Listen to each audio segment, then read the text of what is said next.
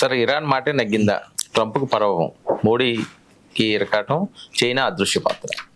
ఇదంతా ప్రపంచం అంతా చర్చిస్తున్న విషయం. మనం కూడా నేను ఒకటి చెప్పాను, చార్లీ చాప్లిన్ కదా, బంత నాదే బంతి అని ఇలా వెనక్కు తిరిగి కొడితే అది మొహం మీద కొట్టిందని. ఈవేళ అప్పుడు మనం చర్చిస్తున్నప్పుడు ఏంటి, ఈ రోజు రాత్రికి ప్రపంచం అంతా నాగరికత నాశనం అయిపోతుంది, world will see its biggest disaster, disappearance of a culture, civilisation, ఇవన్నీ మాట్లాడాడు. రాత్రికి ఏమవుతుందో చూడమన్నాను నేను. రాత్రికి అంతా I'm totally satisfied with the 10 points presented by Iran supreme council. So I agree to a 2 weeks ceasefire. ఏంది సార్ ఇది, ఎంత పిల్ల వ్యవహారంగా ఉంది కదా. మీరు చూడండి ఆ 10 points కనుక మీరు చూస్తే, నిజానికి ఆ 10 points 10 conditions. ఇవి ఇరాన్ పెట్టిన 10 conditions అని మనం చెప్పొచ్చు. ఇందులో ప్రతి కండిషను అమెరికా మొదటిది నాన్ అగ్రెషన్, దురాక్రమణ చేయకూడదు. ఎవరు దురాక్రమణ చేశారు?